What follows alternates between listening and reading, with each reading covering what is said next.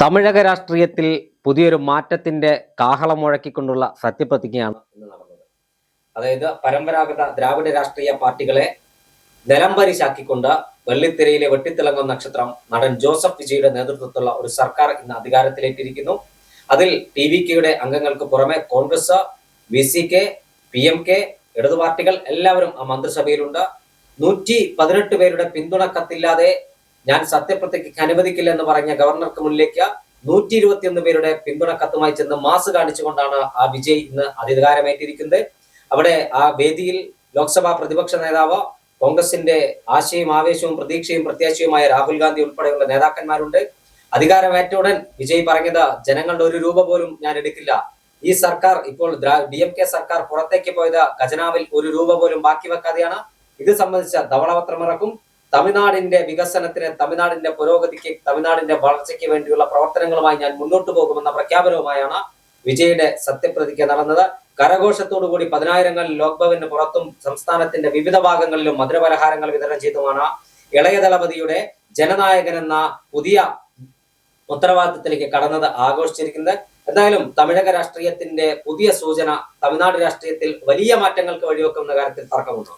ഇല്ല, വലിയ മാറ്റങ്ങൾക്ക് വഴിവെക്കണമെന്ന് തന്നെയാണ്. കാര്യം തമിഴ് മണ്ണ് മാറ്റം ആഗ്രഹിച്ചത് കൊണ്ടാണല്ലോ TVK 2 വർഷം മുന്നെയാണ് TVK എന്ന പാർട്ടി രൂപീകരിക്കുന്നത്.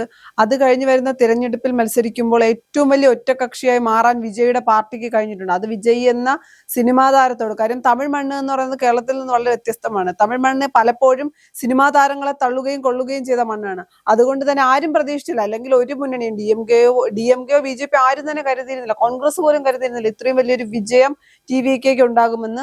ഇപ്പൊ അധികാരത്തിലേക്ക് എത്തുമ്പോൾ DMK ഇത്രയും നാളും, അല്ലെങ്കിൽ DMKയുടെ ഭരണം മോശമായിരുന്നു, ഖജനാവ് കാലിയാണ്, ഞാൻ കൈയിട്ട് വാരില്ല, സാധാരണക്കാരുടെ നികുതിപ്പണം അല്ലെങ്കിൽ ജനങ്ങളുടെ നികുതിപ്പണത്തിൽ നിന്ന് ഞാൻ ഒരു രൂപ പോലും അനാവശ്യമായി ഉപയോഗിക്കില്ല എന്നൊക്കെ പറഞ്ഞുകൊണ്ടാണ് വിജയും വിജയുടെ പാർട്ടിയും അധികാരത്തിലേക്ക് എത്തുന്നത് എന്നുള്ളത് ഒരു ഈ നിലവിലെ സാഹചര്യത്തിൽ വളരെ സന്തോഷമുള്ള കാര്യമാണ്. എന്നാൽ മറിച്ച് മറ്റൊരു കാര്യമുണ്ടല്ലോ, എല്ലാവരും പുതിയ പാർട്ടിയുമായി രംഗത്തേക്ക് വരുമ്പോൾ, അല്ലെങ്കിൽ എല്ലാവരും പുതിയ പാർട്ടിയുമായി രാഷ്ട്രീയത്തിലേക്ക് വരുമ്പോൾ അവർ ആദ്യം പറയുന്ന കാര്യം, ഞങ്ങൾക്ക് അധികാരമോഹമില്ല, ഞങ്ങൾ സാധാരണക്കാർക്ക് വേണ്ടി നിലകൊള്ളുമെന്ന് പറയുകയും പിന്നീട് അധികാരത്തിന്റെ അപ്പക്കഷ്ണം കിട്ടുമ്പോൾ, അല്ലെങ്കിൽ അധികാരത്തിലേക്ക് കയറി അധികാരത്തിന്റെ മത്ത് പിടിച്ചു കഴിയുമ്പോഴാണ് ഇത്തരം സാധാരണക്കാരായ ജനങ്ങളെ പറ്റി, അല്ലെങ്കിൽ സാധാരണക്കാരുടെ നികുതിപ്പണമാണ് എന്നുള്ളതെല്ലാം മറന്നു പ്രവർത്തിക്കുന്നത്. അപ്പൊ അത്തരത്തിലൊക്കെ വിജയുടെ പാർട്ടി പോകുമോ എന്ന് നമുക്കറിയില്ല. പിന്നെ രാഷ്ട്രീയത്തിൽ എന്തൊക്കെ പറഞ്ഞാലും രാഷ്ട്രീയത്തിൽ ആദ്യമായാണ് വിജയ് കടന്നു വരുന്നത്. അപ്പൊ ചിലപ്പോൾ വലിയ മാറ്റങ്ങൾ ഉണ്ടാക്കാൻ കഴിയും, ചിലപ്പോൾ ഒന്നും ചെയ്യാൻ കഴിയില്ല. അല്ലെങ്കിൽ തമിഴ് മണ്ണ് ആഗ്രഹിക്കുന്നത് പോലെ സിനിമയിലെ മാസായി വരുന്ന വിജയ് രാഷ്ട്രീയത്തിൽ മാസാകണമെന്നില്ല. രാഷ്ട്രീയവും സിനിമയും രണ്ട് മേഖലയാണ്. അപ്പൊ അത്തരത്തിൽ വിജയ്ക്ക് ആദ്യഘട്ടം വിജയിച്ചു എന്ന് തന്നെ പറയേണ്ടി വരും. ആദ്യ 2 ഘട്ടങ്ങൾ, പാർട്ടി രൂപീകരിക്കുന്നു, അവിടെ അധികാരത്തിലേക്ക് കൊണ്ടെത്തിക്കുന്നു, ആ കാര്യങ്ങൾ. ഗവർണർ ഭൂരിപക്ഷം ഇല്ലാത്തത് കൊണ്ട് ഗവർണർ ഒപ്പിടാൻ അനുവദിക്കില്ല, അല്ലെങ്കിൽ ഭരണത്തിലേറാൻ അനുവദിക്കില്ല എന്ന് പറയുമ്പോൾ ഗവർണറെയും പരാജയപ്പെടുത്തിക്കൊണ്ട്, അല്ലെങ്കിൽ ഗവർണറെ വരെ ഞെട്ടിച്ചുകൊണ്ടാണ് വിജയ് മുന്നോട്ട് പോകുന്നതെങ്കിൽ ഇനി എന്തായിരിക്കും എന്നുള്ളൊരു ചോദ്യമുണ്ടല്ലോ. പിന്നെ കോൺഗ്രസിന്റെയും ഒരുപാട് പേരെ ഒപ്പം നിർത്തിക്കൊണ്ടാണ്, ഒരുപാട് പാർട്ടിയെ ഒപ്പം നിർത്തിക്കൊണ്ട് ഒരു മുന്നണിയാണ് TVK പോകുന്നത്. ഈ മുന്നണി പിന്നീട് പിളരുമോ എന്നുള്ള ചോദ്യങ്ങളും ഒക്കെ നമുക്ക് മുന്നിലുണ്ടല്ലോ. അതുകൊണ്ട് എല്ലാം വഴിയെ മാത്രമേ മനസ്സിലാകാൻ സാധിക്കുകയുള്ളൂ. തീർച്ചയായും തമിഴ്നാട്ടിൽ ഒരു പുതിയ ഉദയത്തിനാണ് സാക്ഷ്യം വഹിച്ചിരിക്കുന്ന ഒരു പുതിയ താരം ഉദിച്ചുയർന്നു. അതായത് നേരത്തെ വെള്ളിത്തിരയിൽ നിരവധി മാസ് ഡയലോഗുകൾ പറഞ്ഞ് പ്രേക്ഷകരെ കൈയടിപ്പിച്ച വിജയ് തമിഴ്നാട് മുഖ്യമന്ത്രി പദത്തിലേക്ക് എത്തുമ്പോൾ യുവാക്കൾ ഉൾപ്പെടെയുള്ള ആളുകൾ, പുതിയ വോട്ടർമാർ ഉൾപ്പെടെയുള്ളവർ വലിയ പ്രതീക്ഷയോടുകൂടിയാണ് വിജയെ നോക്കിക്കാണുന്നത്.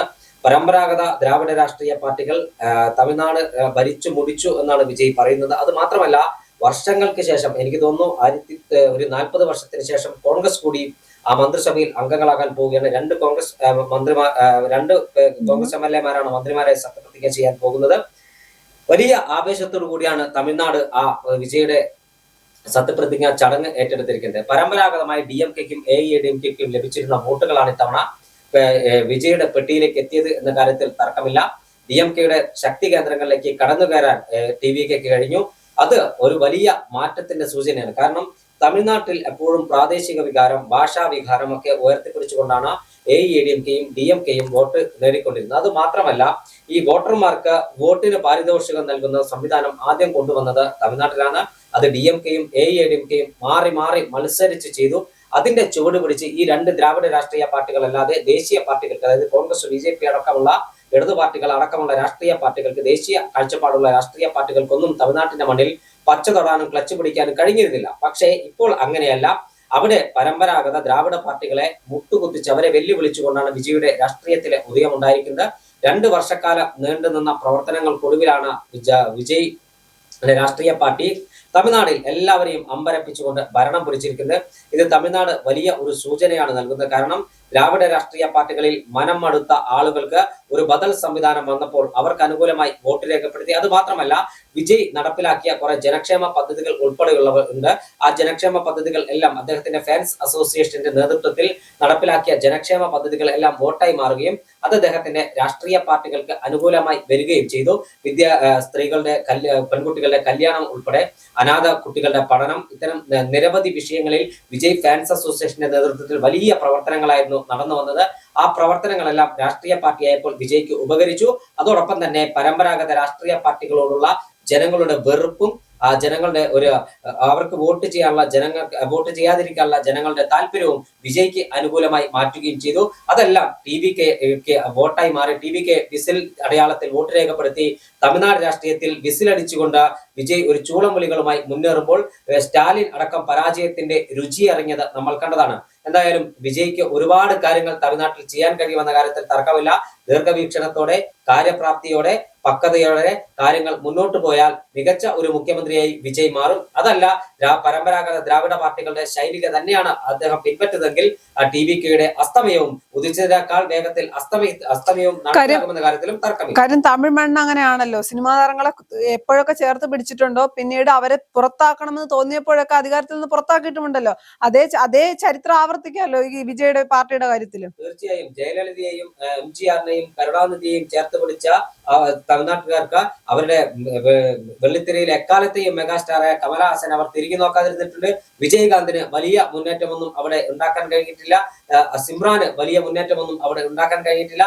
അത്തരത്തിൽ പല തരത്തിലുള്ള ആളുകളെ ചേർത്ത് പിടിക്കാനും അവരെ തള്ളാനും കൊള്ളാനും ഒക്കെ വളരെ കൃത്യമായി അറിയുന്ന ആളുകളാണ് തമിഴ്നാട്ടിലെ ജനത, തമിഴ് വോട്ടർമാർ. ആ തമിഴ് വോട്ടർമാർക്കിടയിൽ പുതിയ മുദ്രാവാക്യവും പുതിയ പ്രതികരണവും പുതിയ ശൈലിയും പുതിയ രീതിയുമായി വിജയ് വരുമ്പോൾ ആ വിജയിയെ തങ്ങളുടെ ഇളയ ദളപതിയെ അവർ ഹൃദയം കൊണ്ട് സ്വീകരിക്കുമെന്ന കാര്യത്തിൽ നിലവിൽ തർക്കമില്ല. പക്ഷേ ഭരണം മോശമായാൽ ഇതേ ഹൃദയത്തിലെത്തിയ ജനങ്ങൾക്ക് അവരെ തള്ളിക്കളയാനും വിജയിയെ തള്ളിക്കളയാനും തിരിച്ചു വോട്ട് ചെയ്യാനും യാതൊരു മടിയുമില്ലെന്ന നിരന്തരം നിരവധി തവണ തമിഴ്നാട് തെളിയിച്ചിട്ടുണ്ട്.